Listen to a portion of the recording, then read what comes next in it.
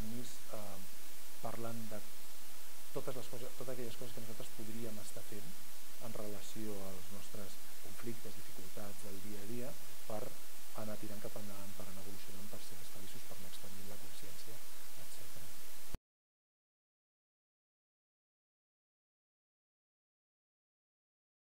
Tot i que estic convençut que hi ha una simbologia universal i que en els somnis apareixen símbols que són el mateix per tu que per mi o per qualsevol persona, penso que abans s'ha d'anar per la simbologia personal i que no és el mateix necessàriament per tu un determinat símbol que apareix en els somnis que per mi.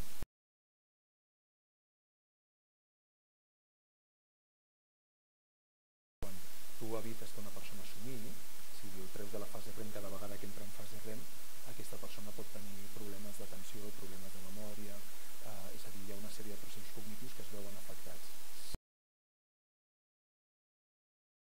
Els somnis són una mena de laboratori d'assaig, és a dir, que en els somnis el que fem és entrenar-nos per resoldre situacions amb una càrrega emocional important que creiem que poden venir en un determinat moment, que poden aparèixer en la nostra vida o bé que estem passant en aquell moment.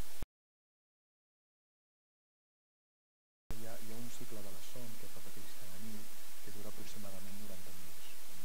Depèn de diferències personals, però és aproximadament això. I dins de cada cicle de la son hi ha el que li diem la fase REM que comentava, no? Són uns minuts de somni, d'historieta. I a mesura que va passant la nit, que es va repetint el cicle, la fase REM es va ampliant. Cada vegada va agafant, d'aquests 90 minuts aproximats, va agafant més minuts.